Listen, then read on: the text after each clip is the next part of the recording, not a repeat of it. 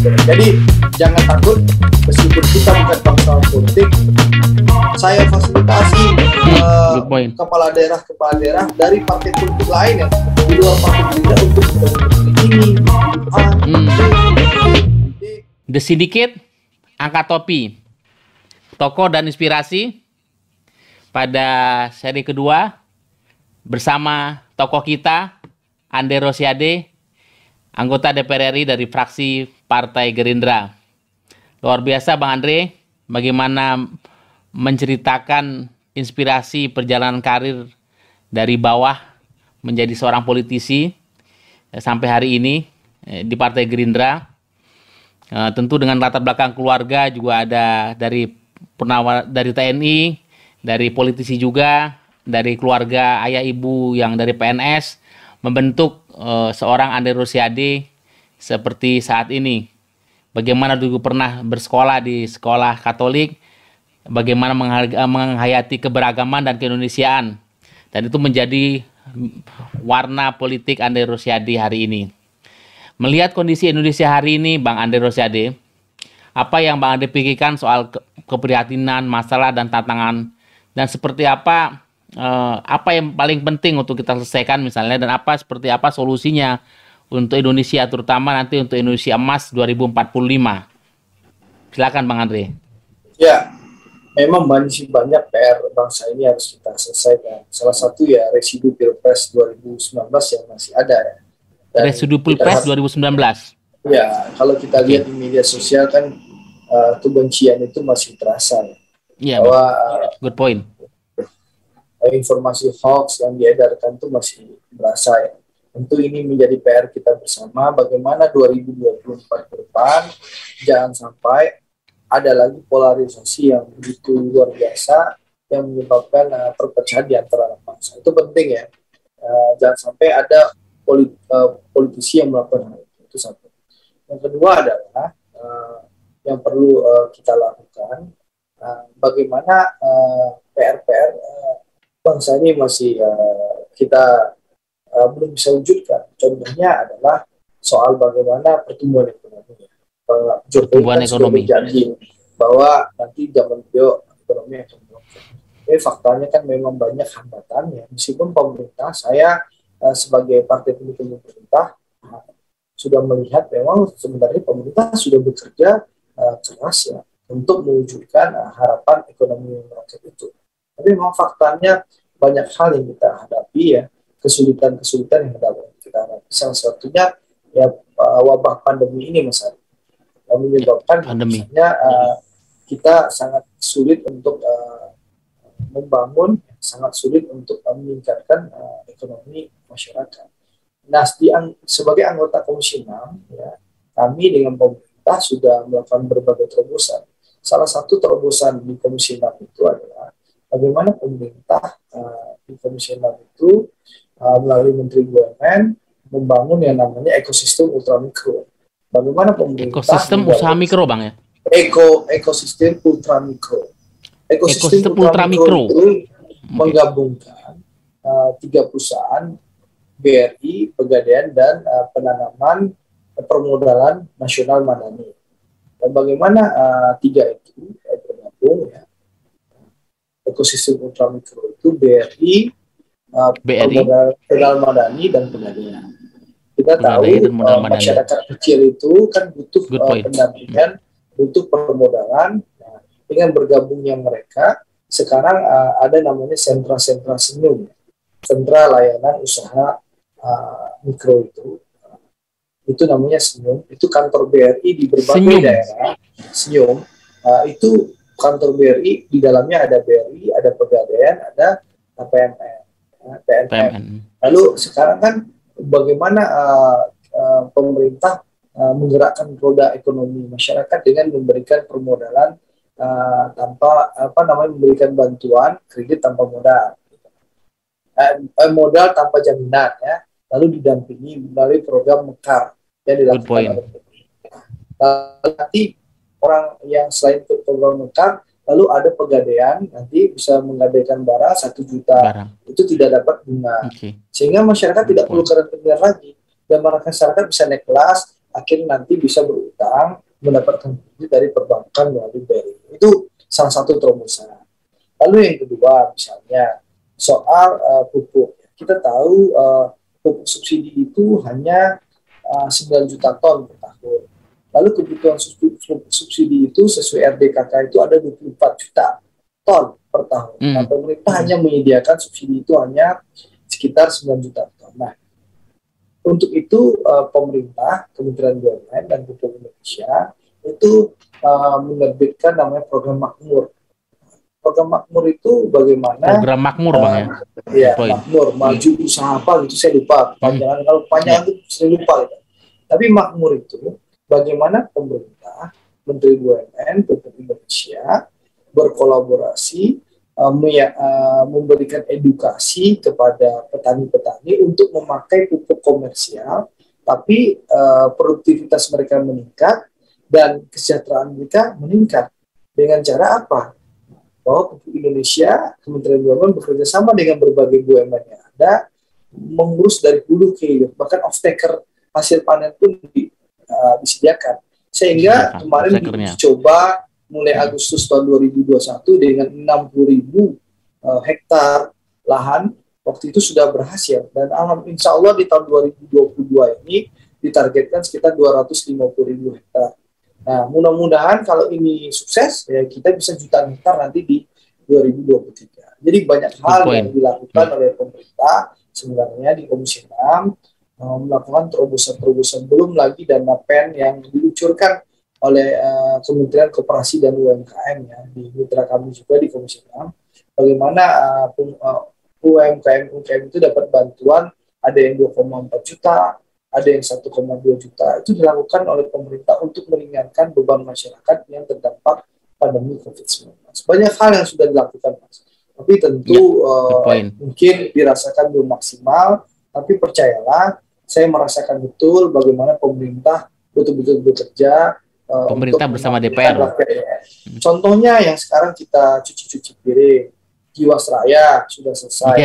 Sekarang sudah on the track, insya Allah. Lagi. Nasabah-nasabahnya insya Allah akan dibayar, tentu butuh waktu, tapi sudah ada kesepakatan dengan 90% nasabah. Dan pusat Jiwasraya sudah dibenahi. Lalu Asabri yang sempat rugi. Sekarang Mas, saya ingin sampaikan, Asabri itu disupervisi oleh Kementerian Pertahanan di bawah Pak Prabowo. Pak Prabowo turun tangan untuk Pak Prabowo turun tangan membereskan Asabri, Bang. Per 31 Desember. Jadi gini Mas, per 31 Desember Mas Asabri dari perusahaan yang rugi dirampok orang ya 23 triliun ruginya. Sekarang Mas datang ke Asabri, tanya sama direksinya, untungnya 8 triliun per 31 Desember.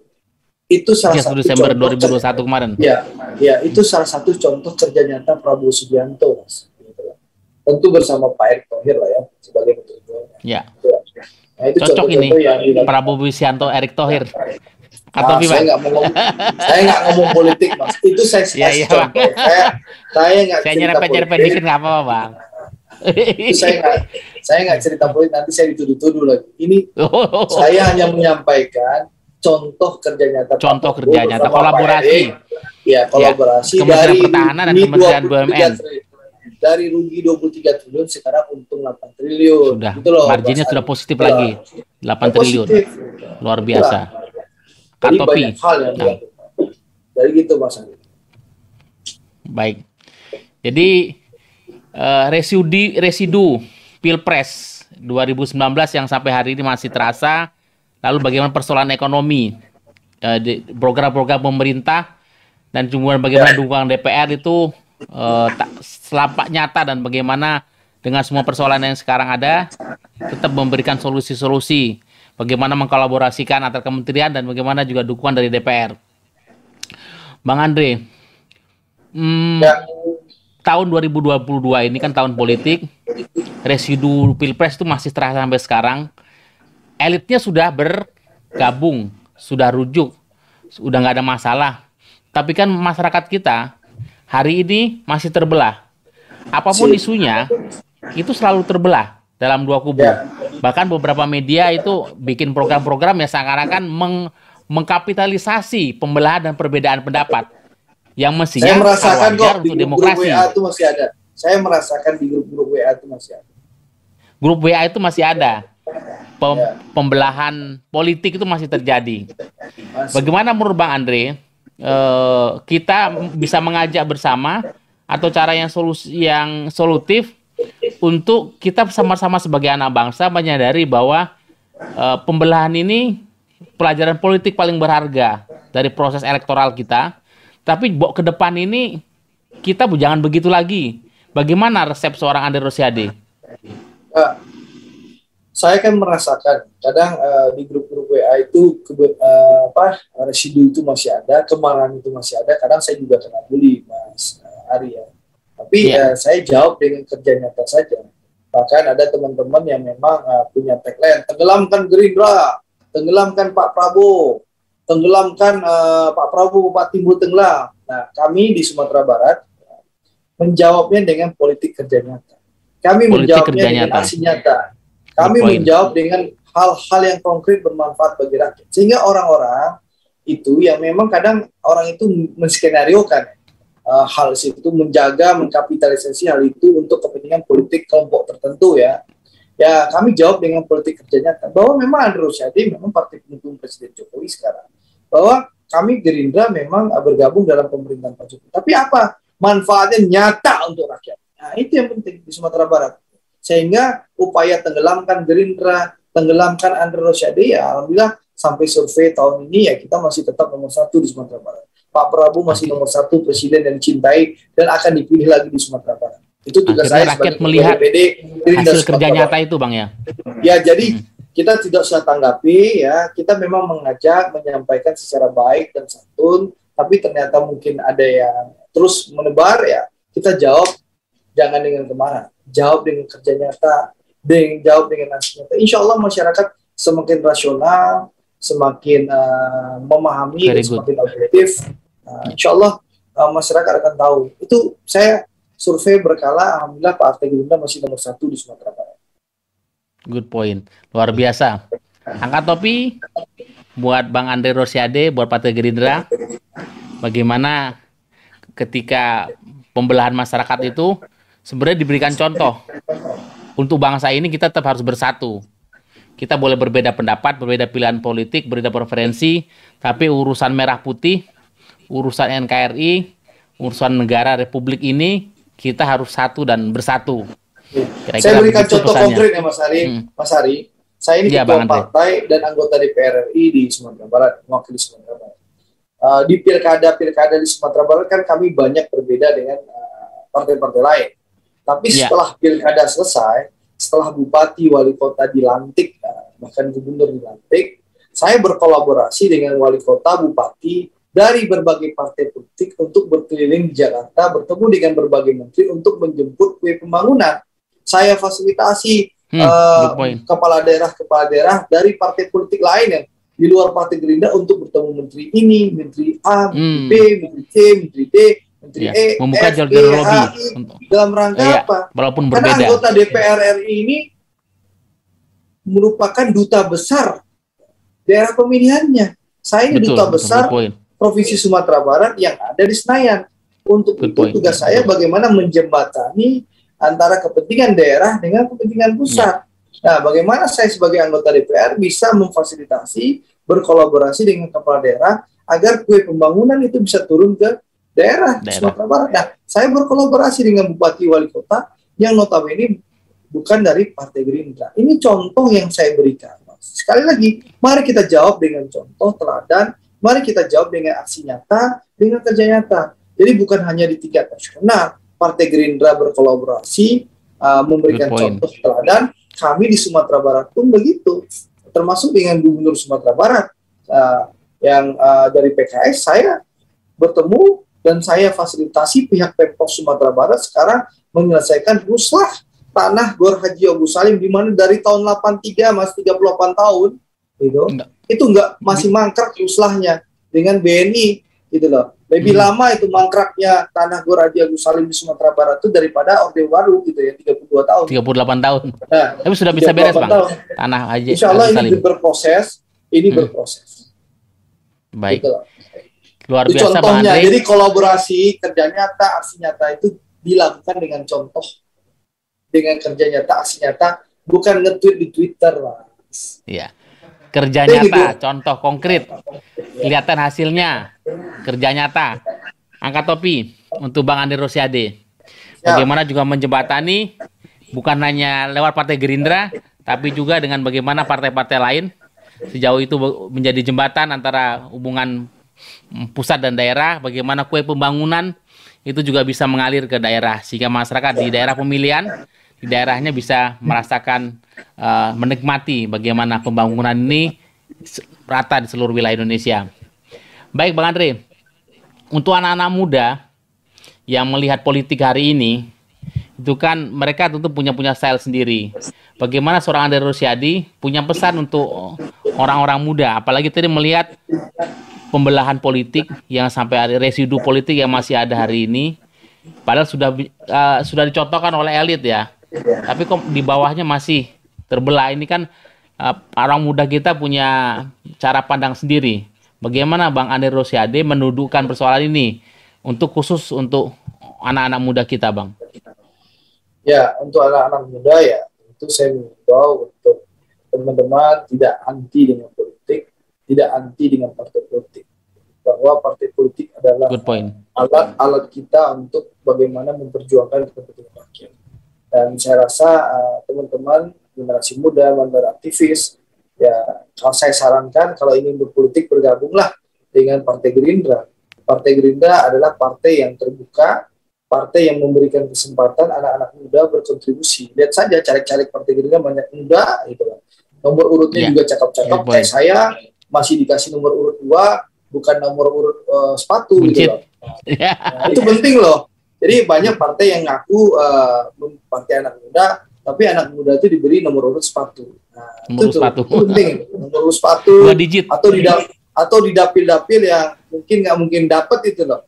Suara ya dikasih lah dapil-dapil neraka. Gitu loh.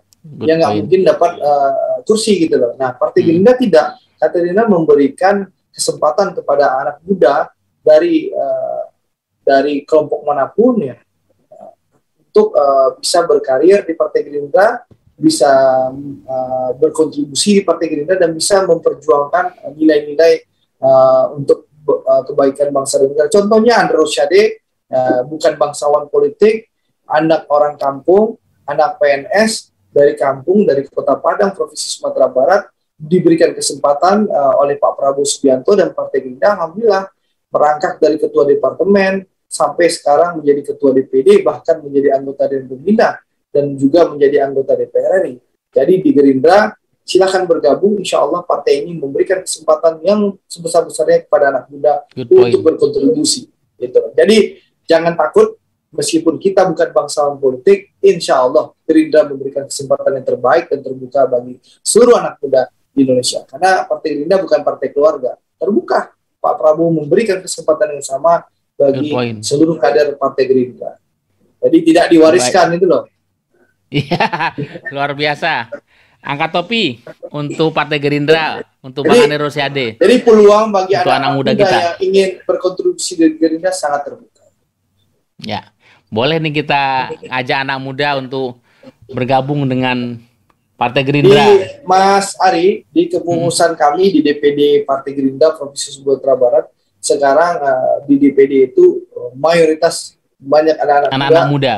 Anak-anak muda, ya, para akademisi, para pengusaha, ya banyaklah yang memang ingin bergabung dengan Partai Gerindra. Dan kita Pak Prabowo kan kesempatan ya juga dikelilingi banyak orang-orang muda, Bang. Pak Prabowo banyak dikelilingi anak-anak muda. Ya, karena kami juga sempat pernah bernama Pak Sugeng Saryadi, juga sahabatnya Pak Mahir Al-Gadri. Pernah ada masa-masa di mana kami berada di lingkaran Pak Prabowo Subianto ya, dan memang banyak dikelilingi oleh orang-orang muda yang multi talent dan punya visi, yang punya militansi juga. Ya, anak-anak muda itu sudah banyak sekarang jadi anggota DPR RI, ada anggota DPRD provinsi, ada anggota DPRD kota kabupaten. Yang dulu Mas Ari waktu awal-awal dulu, itu sudah ada yang jadi anggota DPR RI, ada anggota DPRD provinsi, ada yang jadi anggota DPRD kota kabupaten. Anak-anak muda itu sekarang. Itu menunjukkan memang Pak Prabowo memberikan kesempatan memberikan ruang dan kesempatan untuk orang muda. Ya nomor urutnya cakep-cakep Mas, bukan nomor urut sepatu. Iya. Itu penting Luar loh. biasa. Itu nyata itu Bang.